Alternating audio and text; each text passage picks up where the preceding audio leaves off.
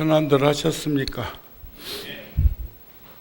초하룻날 법회를 일산 열애사에서 마치고 전남 영광 불갑사에 가서 하룻밤을 유숙하고 그 다음날 아침 일찍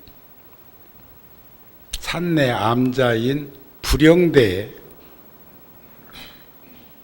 낡은 집을 헐어내고 복원해서 요즘 30년 넘게 우리와 함께 살아왔던 수인 스님이 그곳에 계셔서 어제 부처님 저만식을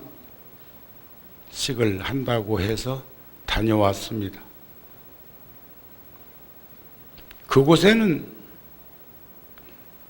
9월 달에 상사화 축제가 열리는데 한 열흘 동안에 한 100만 명 정도 이상 다녀갔답니다. 어제도 저만 법회하고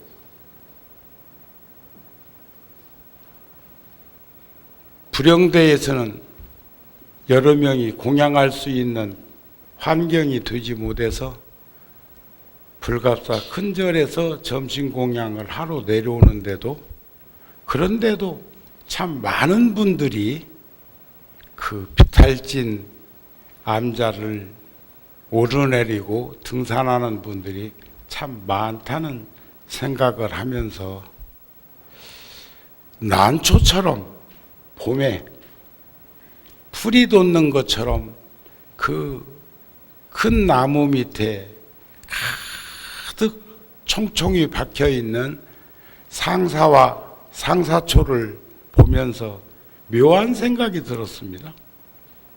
그건 1년 내 아무것도 없이 있다가 9월달 요때 꽃이 피고 꽃이 지고 나면 그때서 줄기가 올라와서 수북히 산등성이를 수놓는 그런 모습을 보면서 한 몸이면서도 영원히 둘이 함께 공존 공생할 수 없는 인연의 처지가 불현듯 느껴졌습니다.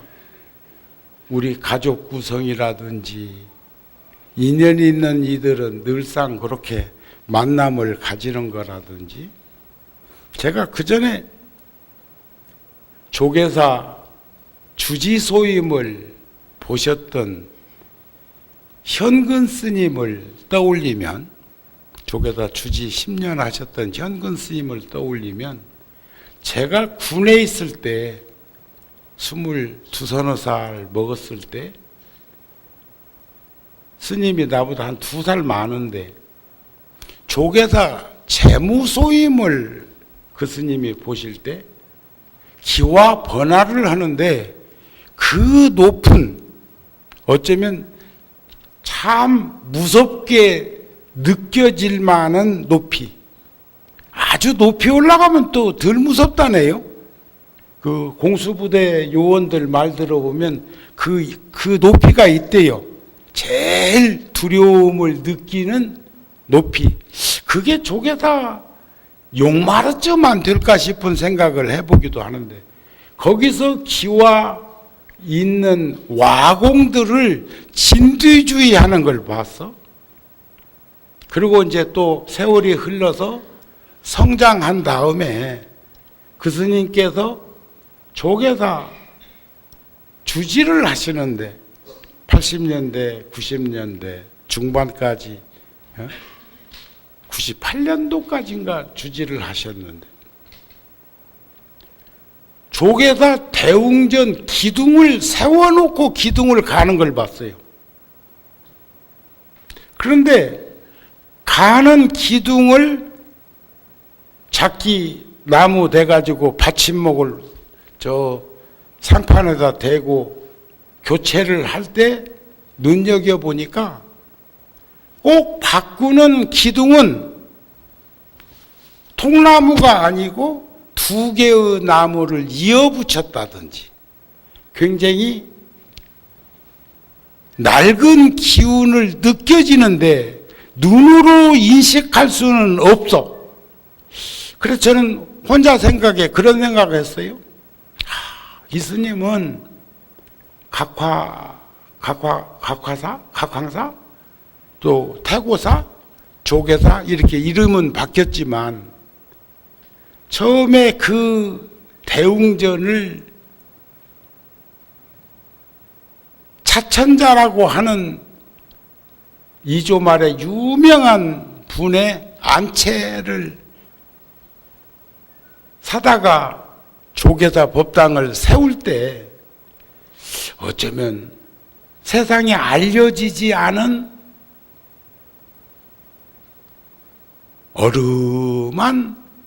어rum하다는 것은 무슨 도가 높다, 낮다, 잘났다, 못났다가 아니고 세상에 드러나지 않은 한 스님이 그 절을 지을 때 눈여겨보면서 심은 없고 말은 쓰지 않지만 걱정을 좀 했던 거 아닐까. 그래서 원을 세워가지고 다시 사람을 받아서 그런 일꾼이 될 수 있었던 스님 아닐까. 이런 생각을 한 적이 있어. 그래서 본인한테도 내가 그런 말을 한 적이 있습니다.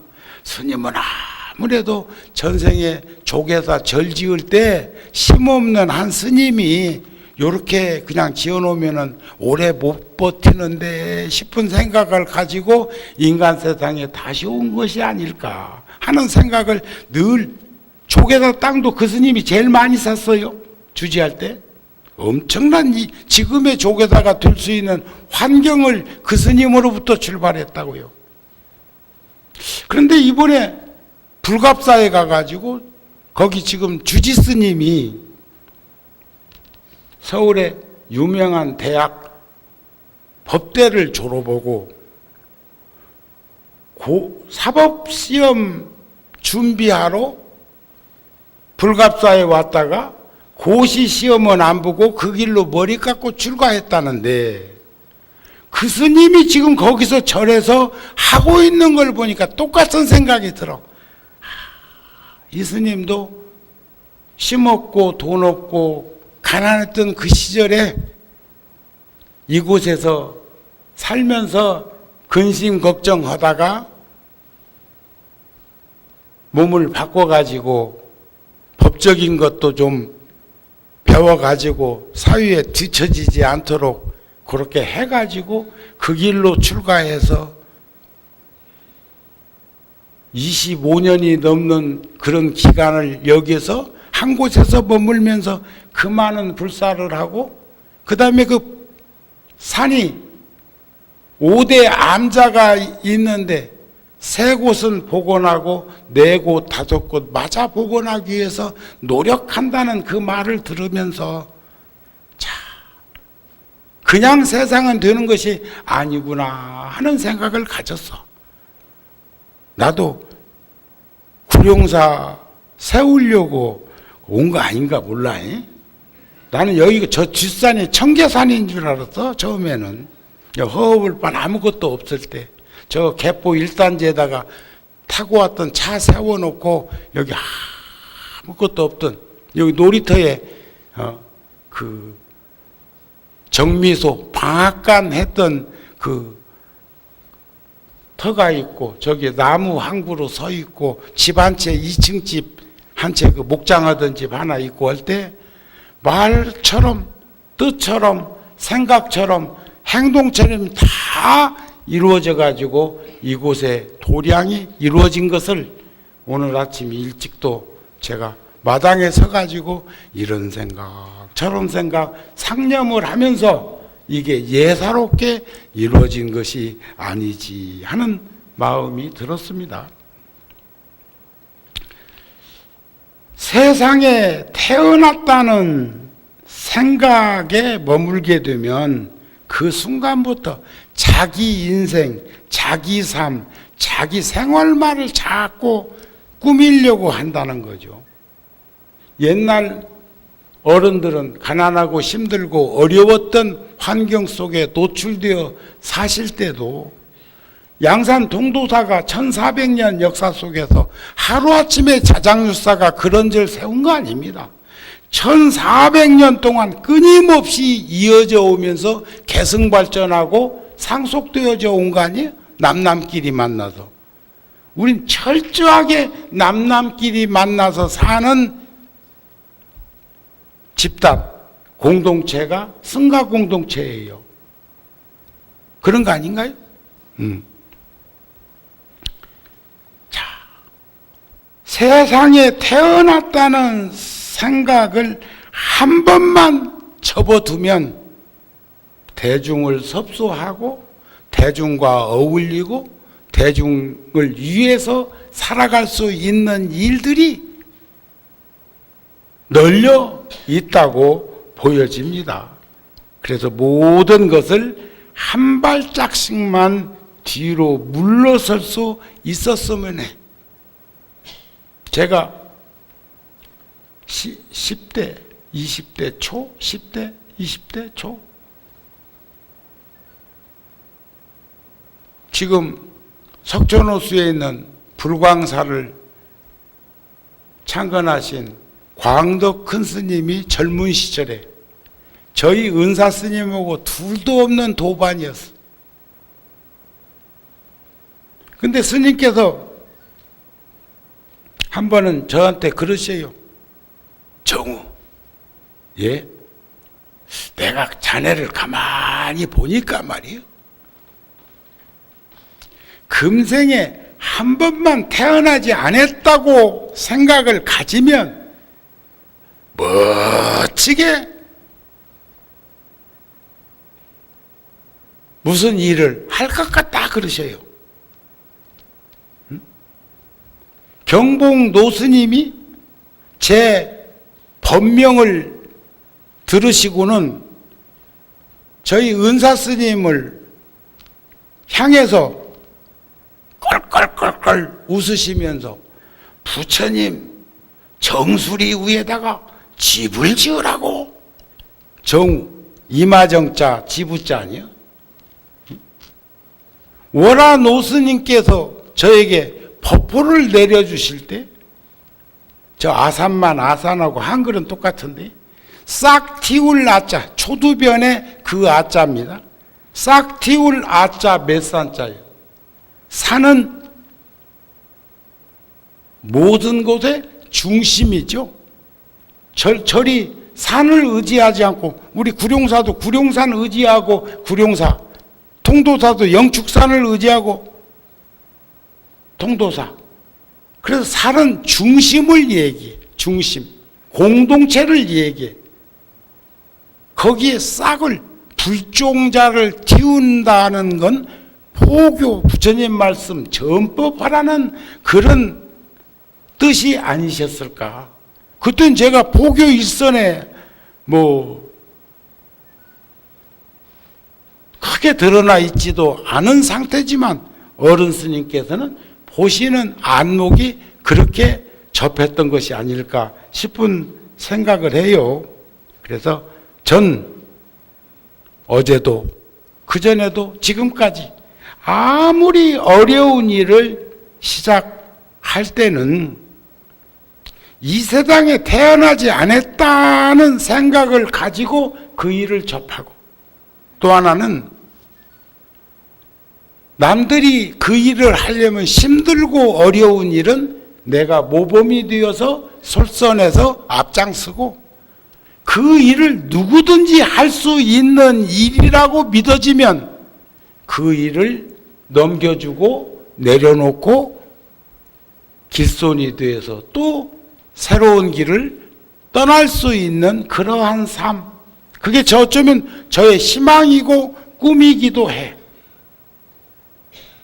근데 그게 말대로 뜻대로 잘 안 되는 게 사발색이 아닐까 싶은 생각이 듭니다. 그러나 그 일을 마치고 돌아설 땐 항상 그런 마음이기를 바란다. 그런 말씀입니다.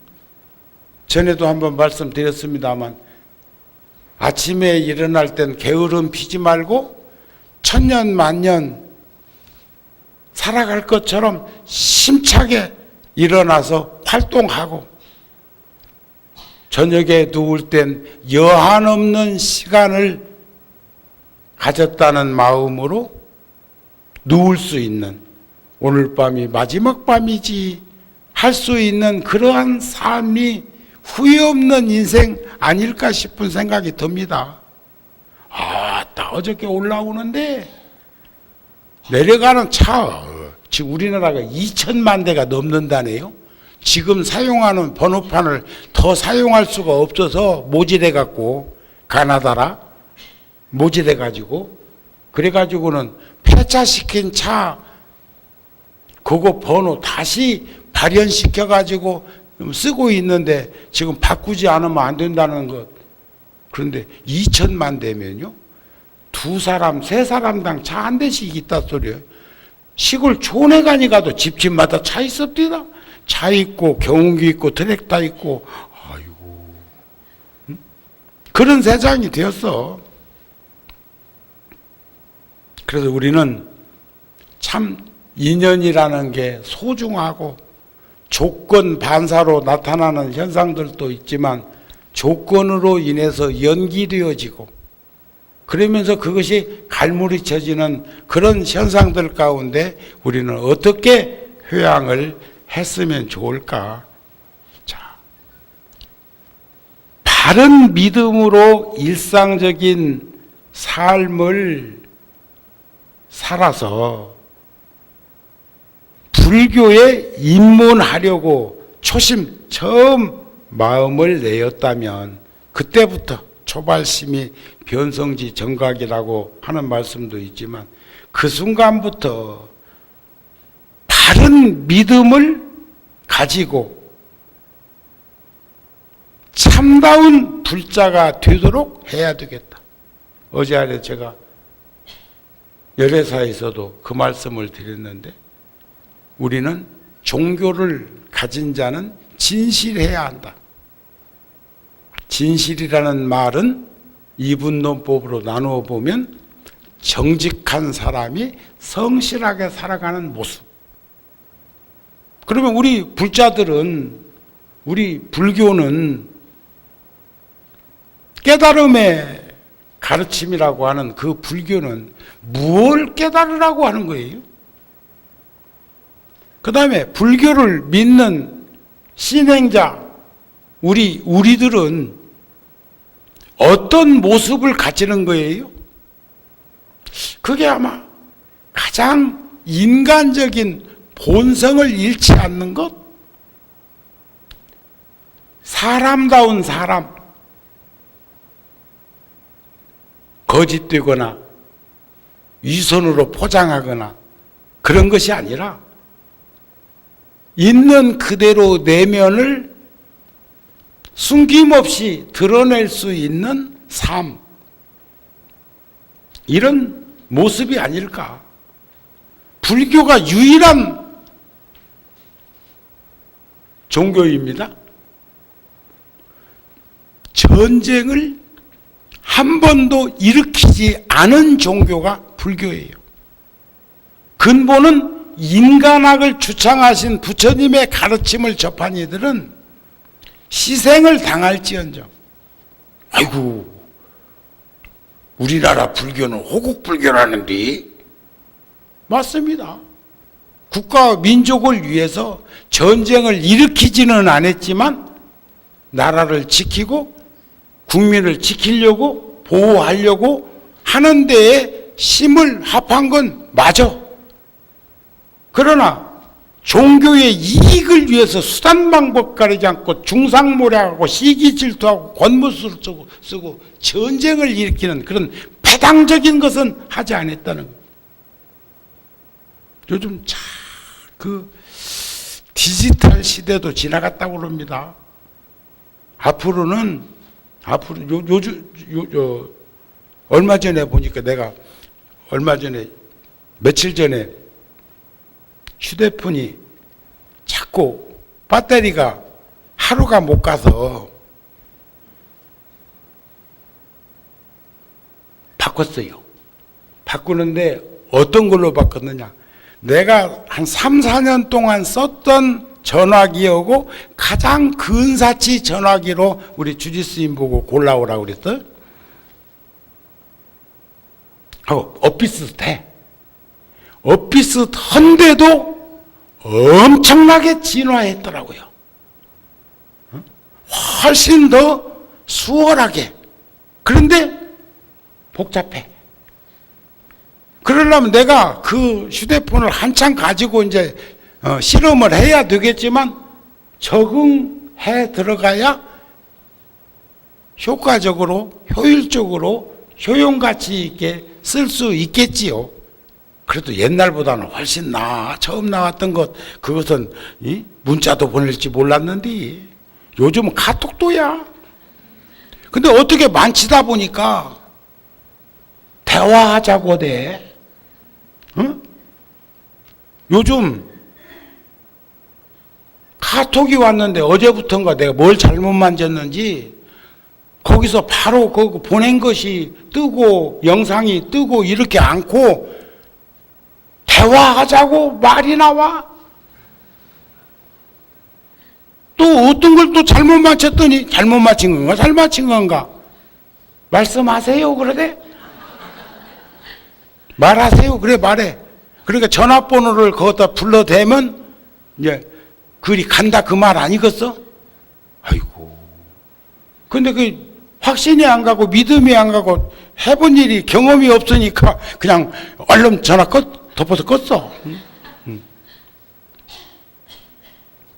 또 적응해 가겠지요. 또 진화하겠지요. 나 스스로도 그래야 어울림을 가질 수 있을 테니까. 근데 앞으로는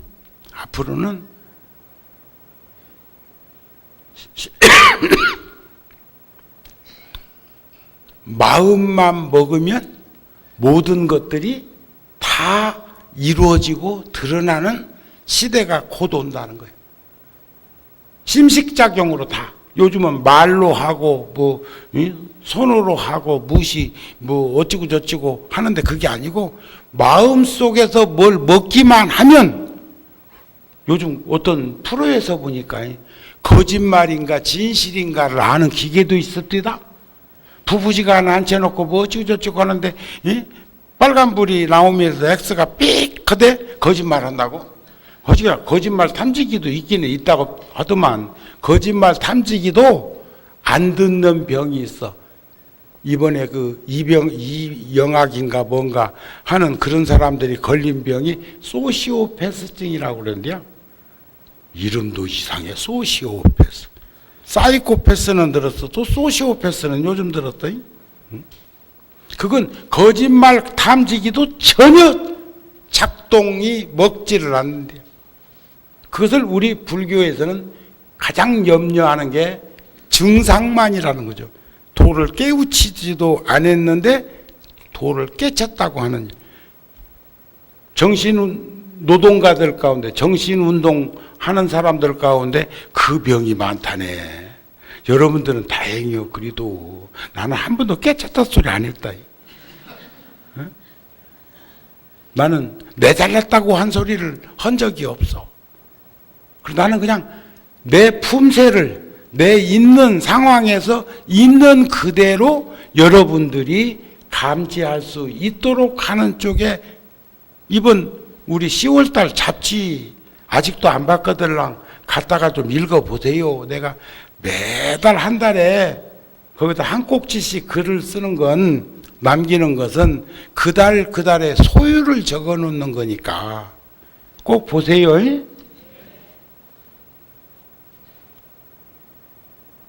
보세요. 이렇게 하면 좀 감각 있는 불자들 같으면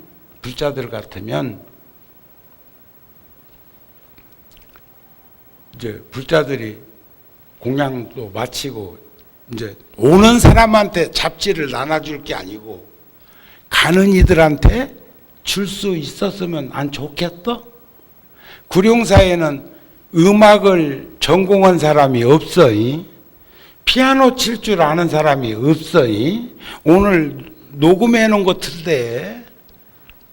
합창단이 생긴 지가 25년이 넘는데 매 법회 때마다 뭐 녹음을 틀어준 건 아니었지만 오늘 저 내장산으로 단풍놀이 갔는가벼? 응? 와, 나 어저께 길이 꽉 내려가는 길은 다 맥혔더라고요. 하여튼 틈만 나고 생각만 나고 시간만 나면 막 이제 그러면서도 그 단풍을 보면서 단풍은 추나 추동의 가을은 노인의 계절이요. 인생으로 말하면 나이 먹은 노년이라고. 근데 단풍은 아름다우니 단풍놀이 가자느니 단풍은 무엇이 어떻다고 하면서 어째서 우리는 노인을 존중하는데 그렇게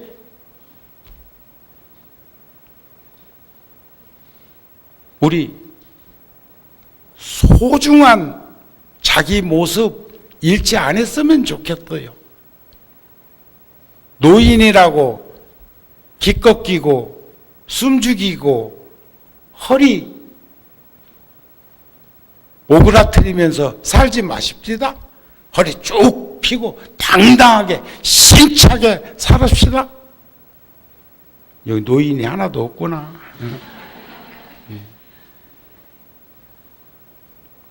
그래요.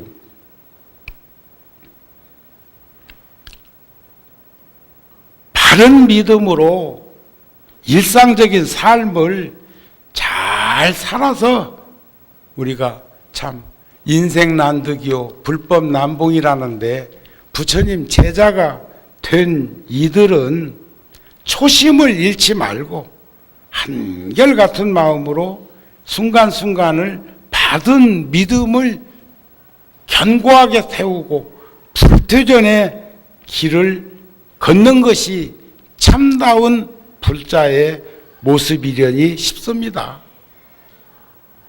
그런 길을 가기 위해서는 무엇보다도 가장 큰 허물이 게으름이에요. 게을름. 요즘 텔레비전도 볼 것도 없고 신문도 볼 것도 없고 나는 신문 안 본 지 한 4, 5개월 되었다? 그 참 신문 좀 끊어줘. 신문 좀. 볼 게 없어. 사회면이든 정치면이든 텔레비전도 요즘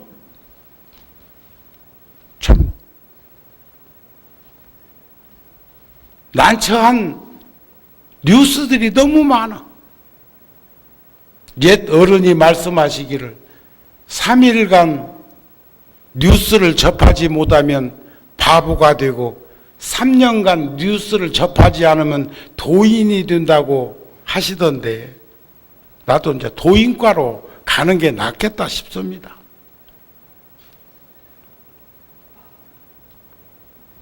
오늘 또 비례대표로만 올 것이 아니라 좀 가족들, 이웃들, 식구들이랑 함께 했으면 좋겠습니다. 지금 우리 이 불자들이 적다는 게 아니라 구룡사와 인연 맺은 분들이 그래도 다행인 것은 위로하는 것은 참 명산에 큰 절이 있다고 이제 휴일도 많아지고 요즘은 5일 근무제가 뭐 또 4일 근무제 소리도 나오고 있는데 시간뿐이 남는 게 없어. 그러면 그런 시간들을 효과적으로 잘 활용하는데 그나마 우리 불자들은 다행인 것이 우리 선조들이 명산에다가 가람 배치를 해가지고 인자는 산지호야라는데 산을 좋아하는 군자라는데 그렇게 나가면 가는 곳마다 절 있어. 절 없는 데가 없습니다. 지금 저 앞집이나 저 이런 데서는 가장 대한민국에서 다른 것은 부럽지 않는데 우리가 2000년 전에 이쪽에다가 자리 잡기 시작해가지고 꽃 피워진 불교 문화라는 게 어디서 이루어진 겁니까? 명산에서. 참 어쩌면 그렇게 좋은 터에 전부 다 가보면 적 바라보면 절터요. 그런 곳을 다 점유하고 있는 것을 가장 다른 종교에서 부러워한다는 거죠. 부러워해. 그건 어떻게 해볼 수 없는 기득권 아닙니까? 그래서 우리 불자들은 산이 좋아서 산을 가더라도 서로 휴일날 제적본사인 구룡사나 열애사 같은 곳에 오지 못하고 어디를 가도 가는 그곳에 절이 있으니까 그곳에 가서 부처님 믿고 참배하고 인연 짓고 하면은 뭐 우리는 문제될 것은 없어. 하지만 게을러 가지고 지금 꼼짝달짝 않고 뒹굴고 있는 이들이여 일어나라. 응? 함께 하자. 아셨습니까? 집에 있는 이가 게으르면 의식이 늘 부족하대요. 어저께 수인 스님 보니까 나하고 같이 비탈길을 내려오는데 나보다 배는 빠르더라고요. 불과 작년 4월 달부터 거기 이렇게 오르고 내리고 있는데 내 생각에는 그 불영대는 가만히 있어도 먹을 것은 욕심 안 부리면 먹을 것 없어서 굶지는 않겠더라고요. 그런데 스님은 그 밑에 큰 절에서 부식이며 이것 저것 또 맛있는 것 있으면 큰 절에서 연락을 한대요. 여기 맛있는 것 있는디? 이렇게.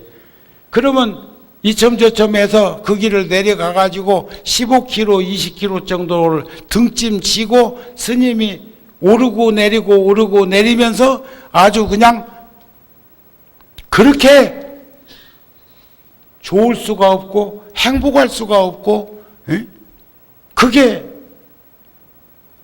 얼마나 마음이 편안해질 수가 없는지 모르겠다는 말을 할 적에 제가 저 생각은 아이고 가까들랑 그냥 꼼짝달짝 하지 말고 그냥 있지 뭐 오르고 내리고 그럴까 싶은 생각이 들 정도로 좋은 터야. 그걸 보림터라고 합니다. 보림터. 공부를 열심히 하니까 만년에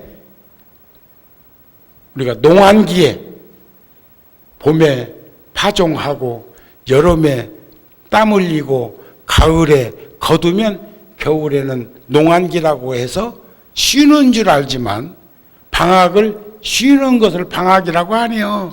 예습 복습하는 시간이 방학이고 부족한 것을 증장하는 것이 방학이지. 그와 같이 부지런한 이들은 농한기라고 하는 겨울을 그냥 보내지 않아. 새끼 꼬고 가만히 있지 하고 다 하지. 그리고 파종 준비하고 그러지.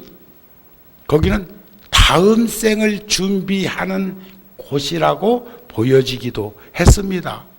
한 번씩 시간이 있으면 영광 불갑사 가거든 수인 스님이 계신 곳 그 불영대에도 한번 걸어서 올라갔다 오시면 참 좋을 듯 싶습니다. 또 출가하니가 우리들이 게으르면 나고 죽는 생사의 고통을 벗어나지 못할 것이다. 그래서 우리가 생사대를 건너야 하고 생사관을 타파해야 하는데 게으르면 안 된다는 거예요. 자기중심적인 인생살이 살아갖고는 안 된다는 거예요. 저는 그래도 지나온 시간 한 50여 년 되돌아보면 어른 스님들의 그늘 밑에서 자상한 가르침을 자양분으로 삼아서 살아온 마지막 세대, 우리 후학들에게 부끄러운 이야기인데 내가 애들이라는 얘기 아닙니다. 저도 어느 날부터 보면 어른 대접을 해주고 이렇게 또 소개 할 적에 정우 큰 스님 오셨습니다. 요렇게 할 때도 있대. 그래서 몸 살을 좀 뺐는데 앞으로는 그냥 정우 스님이라고 할란가.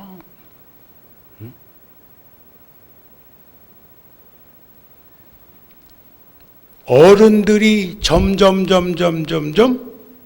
사라지고 있다는 거예요. 승속간에, 세속이나 출세간에 어른은 나이 먹었다고 어른이 아니야. 어른은 어른의 몸짓이 있어야 합니다. 어른은 그늘이 되어야 합니다. 어른은 자애로운 자상한 가르침을 후학들에게 줄 수 있어야 됩니다.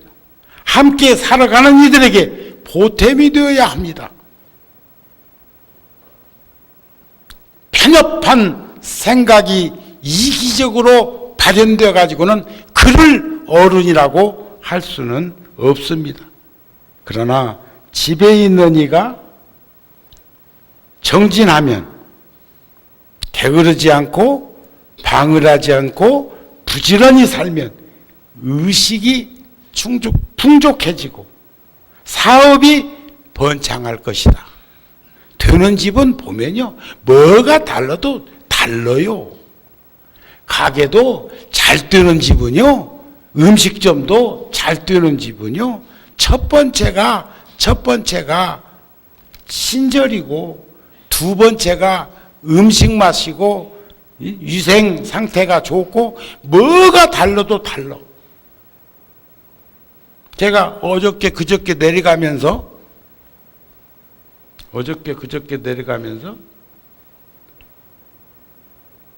서해안 고속도로에서 서산 휴게소든가 저번에 수석사 갈 때 갔다는 그 휴게소가 무슨 휴게소?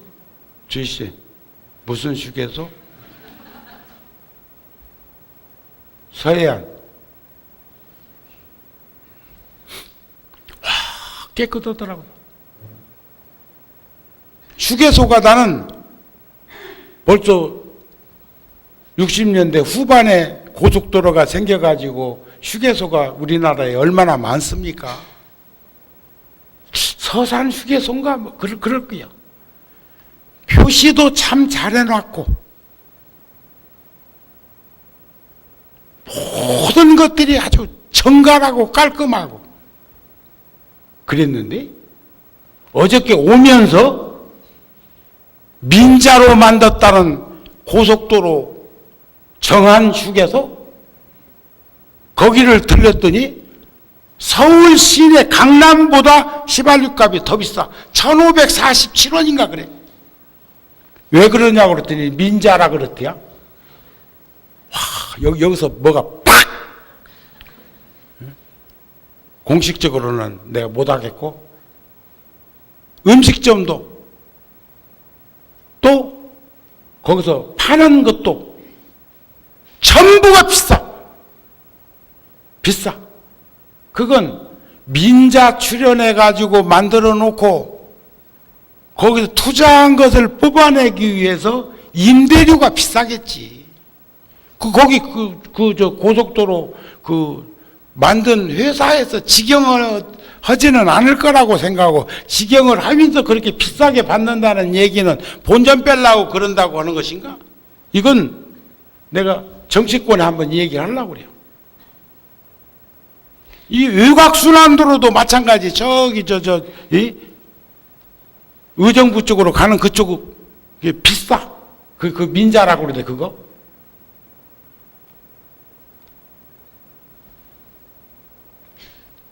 이거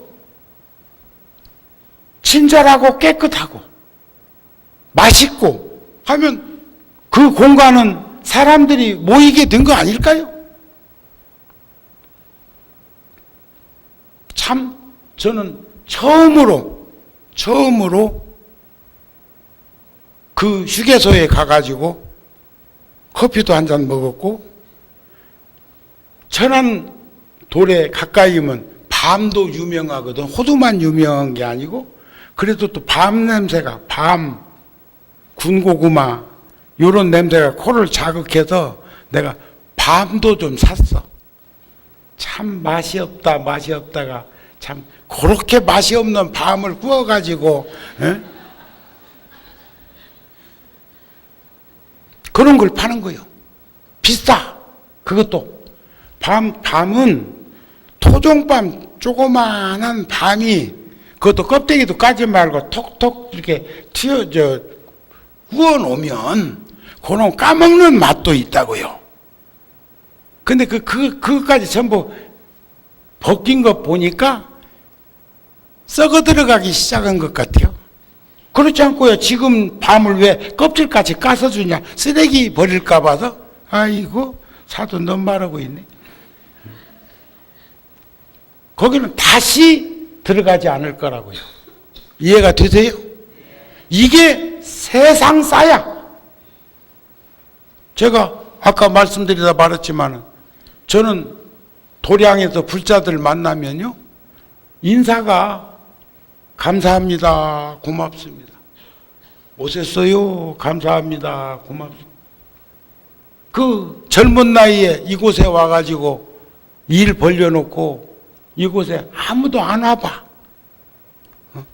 내가 가게 주인은 아니지만, 그렇잖아요. 불자들이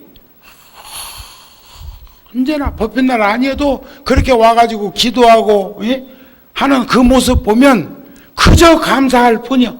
그저 고마울 뿐이요. 그런데 우리 10월 달에도 그 말 써놨다니까. 도량에서 불자들을 만나면 나 인사는 감사합니다. 고맙습니다.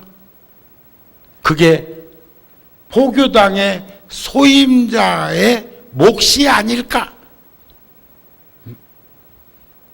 나는 인사 잘하는 스님이요. 어려서도 인사 잘했어요. 10번을 동네에서 어른 만나도 10번 만나면 인사했어. 저한테 인사 못 받아보신 분 만나서 눈을 마주치면 전 꼭 내가 먼저 아는 척해. 노부살님들 뵈면 손이라도 한번 잡아드리고 그렇게 합니다.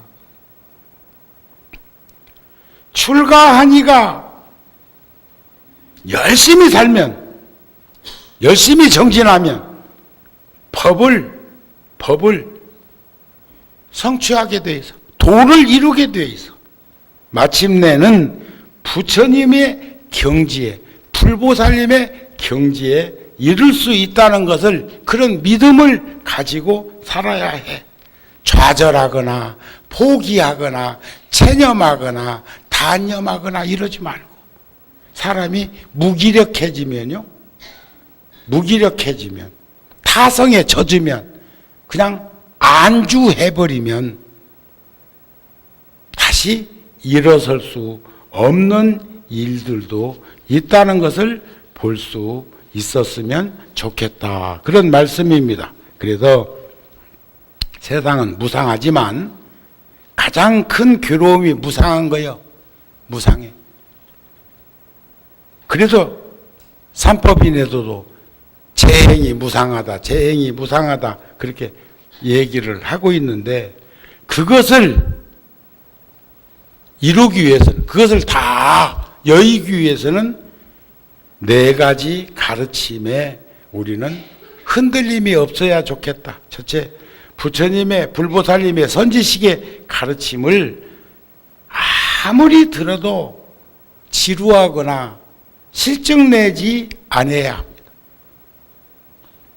또 바르게 관찰하고 사유해야 해. 뭔 말을 들으면 한 귀로 듣고 흘리고 이럴 게 아니라 생각할 줄 알아야 돼. 그러기 위해서는 지혜가 있어야 변별력, 판단력이 있어서 결정 지을 수가 있습니다. 세 번째는 가르침을 따라서 능히 실천하려고 하는 것, 신의 행정이죠. 네 번째는 보리, 깨달음에 회항코자 하는 것. 이런 마음을 행동으로 옮기는데 혼자서만 그렇게 나아가려고 하지 말고 대중과 더불어, 가족도 대중이요. 식구라는 게 얼마나 좋은 말입니까? 함께 아우러서 살아갈 수 있도록 우리들이 항상 따뜻한 기운을 주었으면 합니다. 오늘 본문 마칩니다. 성불하십시오.